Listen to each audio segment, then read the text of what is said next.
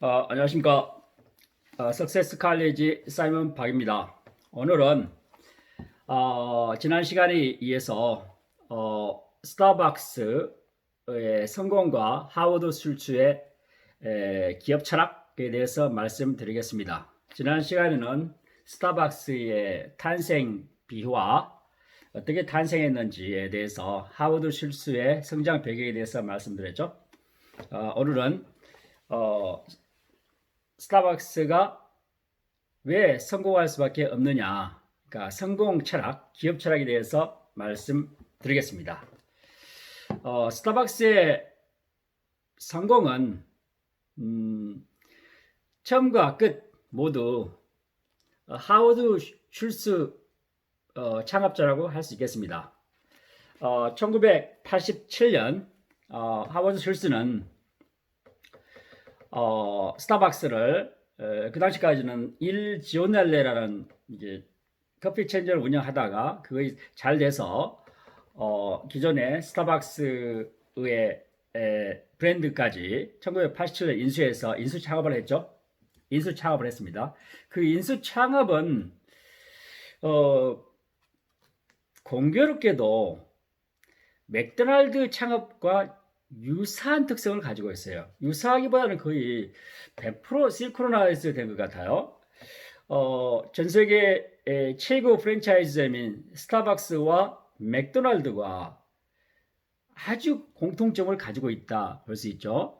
1954년 캘리포니아에서 창업한 맥도날드 창업자가 누구죠? 레이 크락입니다. 레이 크락. 혹시 여러분 중에서 영화 중에서 The Founder라고 본다면 The Founder 그 레이 클락의 일대기를 모아서 영화한 맥도날드의 창업 비화에 대한 영화예요. 그것을 보시면 레이 클락의 집 모습을 볼 수 있을 것 같아요. 각설하고요. 레이 클락은 원래 어떤 사람이었죠? 밀크쉐이크를 판매하기 위해서 전국적으로 이렇게 순회하는 판매원이었습니다. 그런데 그 당시에 캘리포니아주에서 밀크쉐이크를 만드는 그 기계를 동시에 여러 개, 제 기억에는 4개를 주문한 걸로 알고 있어요. 그래서 깜짝 놀라서 이곳이 얼마나 밀크쉐이크가 많이 팔리면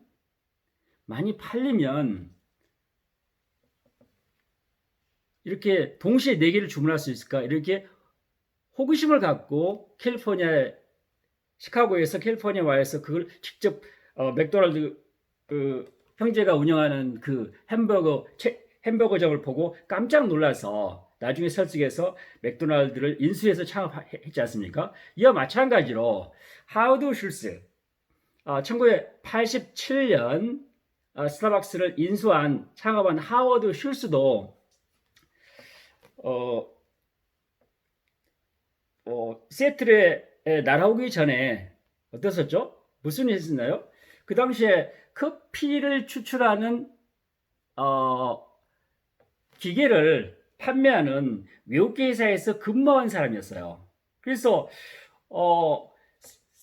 시애틀에 있는 커피점에서 그 당시 스타벅스죠. 이렇게 많은 커피 추출기를 주문한 걸 보고 깜짝 놀라서 직접 가서 거기를 확인하고 자기가 마케팅 책임자, 매니저를 하겠다고 가서 그곳에서 일을 한 다음에 설득해서 스타벅스를 만든 겁니다. 그러니까 스타벅스 창업자와 맥도날드 창업자는 유사한 창업 동기, 다시 말해서 강한 호기심이 발동해서 올라왔던 세계적인 기업을 만든 전형적인 예라고 할 수 있겠습니다.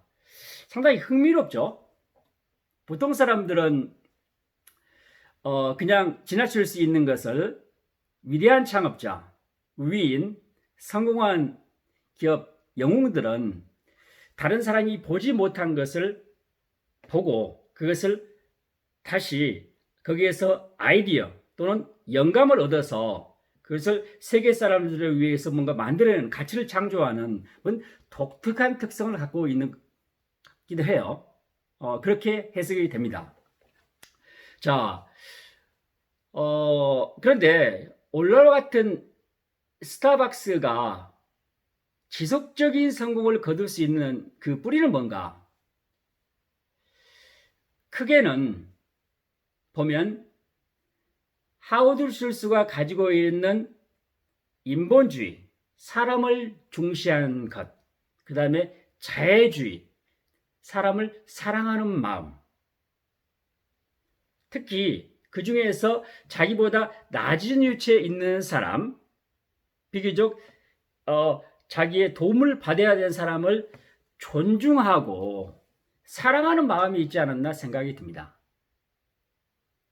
그 대표적인 예로서 스타벅스가 오늘날처럼 세계 최고의 서비스를 제공할 수 있었던 것은 스타벅스에서 종사하는 파트너들이 있었기 때문에 가능합니다. 대부분의 기업가들은, 대부분이라기보다는 많은 기업가들은 기업 소유주가 기업 종사원이라고 하죠. employees를 커맨드하고 컨트롤하는, 다시 말해서 지휘하고 명령하고 통제하는 관계로 보는 반면에 스타벅스 창업자 하워드 슐스는 창업 초기부터 인플로이라고 부르지 않고 파트너라고 불러서 같이 일하는 사람을 동반자, 동지 또는 협력자 관계라고 가졌던 기업 철학이 있었기 때문에 오늘날처럼 스타벅스가 지속 성장, 발전, 성공을 하고 있는 것 같아요. 만약에 하워드 슐스의 기업 철학이 계속 유지된다면 사이먼 해석으로는 스타벅스는 영원히 성장 발전할 거라고 생각합니다. 그 구체적인 예를 한번 들어볼까요? 그 구체적인 예 중에서 스타벅스가 1987년 인수 창업을 했는데 1988년에 정규직 직원, 그 다음에 20시간 이상 하는 파타임 직원까지 의료보험을 실시했어요. 여기에 영어로 하면 헬스케어 베니피스라고 되어 있는데 전 사원에 대한 의료보험을 실시했습니다. 이것은 1988년 기준 개인기업, 사기업 기준으로서 미국에서 첫 번째로 시도한 기업입니다. 의료보험. 이때 스타벅스가 큰 기업이 아니었는데 1인당 의료보험이 평균적으로 전 직원을 대상으로 실시했을 때 1인당 $1,500 정도 비용이 소요됐다고 그래요. 그래서 그 당시에 소주주들, 참여했던, 투자를 했던 사람들이 반대했음에 불구하고 스타벅스의 창업자인 하워드 슐스는 이것을 밀어붙여서 전 직원을 대상으로 의료보험을 혜택을 줬다. 이거 대단한 사건이었습니다. 그런데 그 기저에 왜 하워드 슐스가 그런 복지 정책을 만들어서 시행했느냐? 그것은 본인의 아버지와 관련 에피소드와 관련되어 있어요. 제가 이 책을 보면서 그 부분을 읽으면서 가슴이 울컥해가지고 눈물이 나려고 했습니다. 실제로 눈물이 났어요. 그 책을 읽으면서. 왜냐하면 그 느낌이 제 어린 시절과 좀 교차함이 있었어요. 그래서 제가 좀 감동해서 감정이 울컥해가지고 눈물이 나올 정도였어요. 자, 그 한 예를 들어볼까요? 지난 유튜브에서 말씀드린 바와 같이 스타벅스의 창업자 아버님은 똥기저귀를 픽업해가지고 세탁 공장에다 맡겨서 그거를 배달하는 사람이 있잖아요. 세상에서 가장 천한 직업이었어요. 그런데 어느 날 1961년 어느 날 겨울에 아버님이 뉴욕 그 추운 얼음 빙판에서 넘어졌습니다. 그래서 실직을 했습니다. 실직을 하고 나니까 노 인컴, 이 책에 하면 노 인컴, 월급을 못 받죠. 노 인슈런스, 그 당시에 보험 혜택이 없었기 때문에 노 인슈런스, 그 다음에 노 컴펀세이션, 그러니까 다쳤을 때도 회사에서 아무 보상을 해주지 않았어요. 그래서 어렸을 때 하울 슐스가 우리 아버님이 이 책의 표현을 걸리면 그냥 abandon, 회사에서 버림을 받았구나 생각했다 그래요. 그래서 그때 하워드 슐스는 강한 좌절감, 그 다음에 우울감, 그 다음에 뭔가 모르는 그 슬픈 감정을 느꼈다 그래요. 그래서 만약 내가 커서 어린이 돼서 또는 성공을 해서 무슨 일을 하면 이런 약자를 보호했다는 마음이 그때 솟구쳤다 그래요. 그래서 그 생각을 가지고 자기가 창업을 해서 직원들의 복지를 위해서 그런 의료보험 혜택을 전사적으로 실시하는 그런 정책을 만들어서 실시했다는 거죠. 대단하지 않습니까? 감동했습니다. 제가 목이 좀 말라서 마시겠습니다. 이것은 스타벅스 컵입니다. 제가 스타벅스 로스트 된 것을 다크 로스트라고 되어 있나요? 그걸 제가 여기 필터링 해가지고 지금 마시고 있습니다.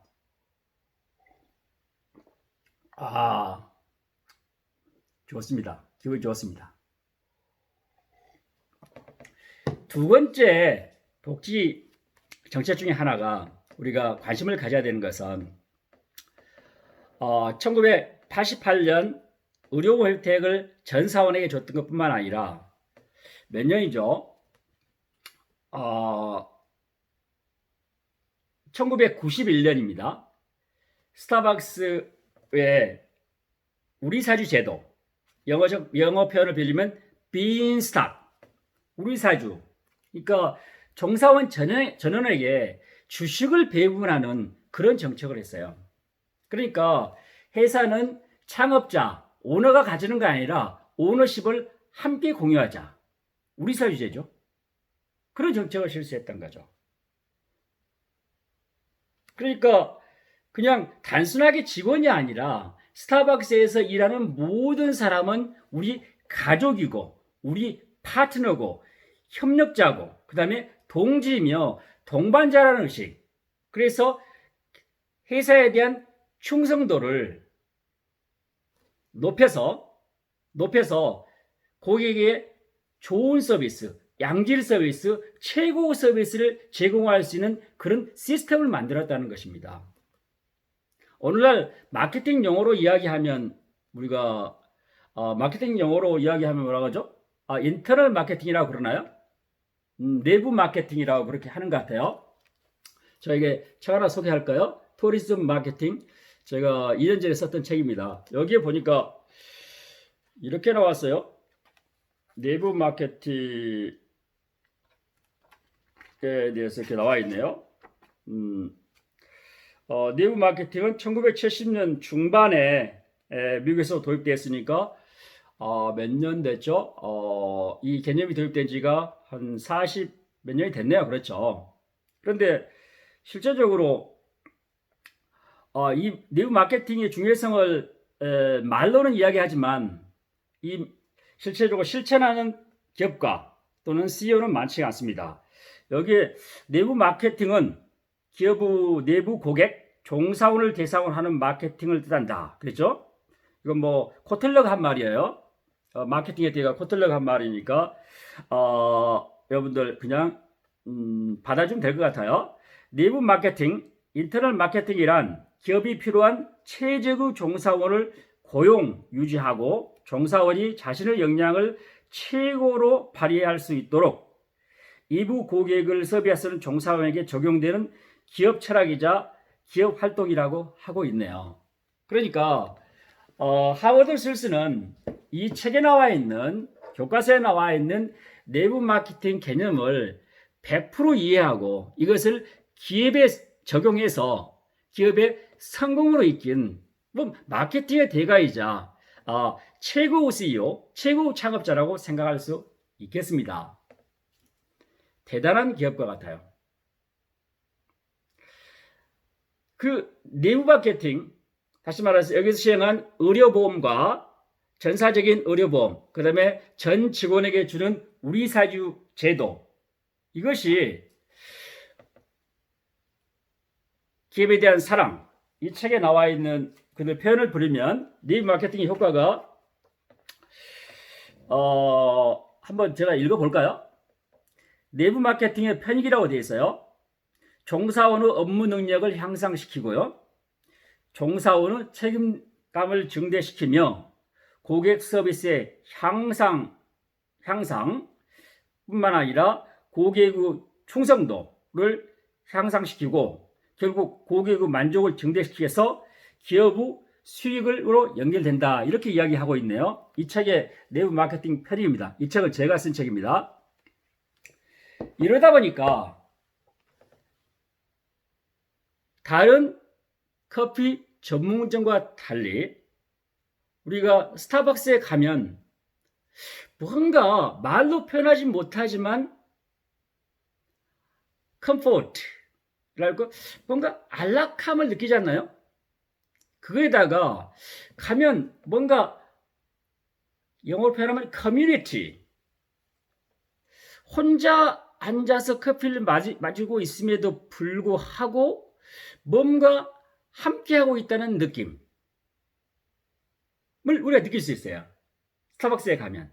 그래서 다른 커피숍보다도 가격이 좀 높음에도 불구하고 그거에서 뭐랄까 직장과 집을 떠난 곳에서 우리의 안식을 얻을 수 있는 이 책에서 말하는 제3의 안식처를 얻어서 편안한 도서관 같기도 하고 또는 요즘과 같은 재택근무 이런 거에서 집을 잠깐 벗어나서 일을 할 수 있는 제2의 일터 공간 또는 다른 사람과 편안하게 대화를 나누고 생산적인 대화를 나눌 수 있는 뭔가 만남의 공간으로서 작용하는 것은 스타벅스가 가지고 있는 뭐 인테리어, 예를 들면 뭐 적절한 조명, 또 음향, 또 색상, 뭐 프렌들리라는 색상이 있죠. 그 다음에 그 스타벅스에 들어갔을 때 바로 느낄 수 있는 향기와 같은 그런 앰모스피어라든가 앰비언스가 있어요. 그것과 더불어서 고객을 중시하는, 고객을 사랑하는, 고객을 기억해주는, 고객과 공감해주는 그런 파트너들이 있기 때문에 가능하다고 생각합니다. 왜 그게 가능할까요? It's simple. 왜 그렇죠? 그것은 스타벅스 창업자인 하워드 슐츠 님이 가지고 있는 기업 철학이 내부 마케팅에 반영돼서 그것이 고객에게 환원되기 때문에 고객에게 돌아가기 때문에 우리가 스타벅스에 갔을 때 다른 커피숍에서 느끼지 못하는 뭔가 색다른 something special, something unique 한 것을 우리가 느낄 수 있는 것 같아요. 그래서 우리가 스타벅스를 좋아하고 사랑하고 그로 인해서 스타벅스가 지속 성장뿐만 아니라 지속적인 성공, 발전을 계속하고 있는 커피 문화를 선도하고 있는 글로벌 기업이라고 생각합니다. 이런 면에서 저는 스타벅스를 창업자로서도 존경하고 존중하고 또는 인간으로서도 사랑하고 존경합니다. 여러분, 제가 스타벅스 커피 한 잔 마시겠습니다. 하워드 슐츠를 생각하면서 마셨습니다. 여러분, 오늘의 마지막 코멘트는 평상시 썼던 See you at the stop 플러스 See you at the Starbucks. See you at the Starbucks. 감사합니다.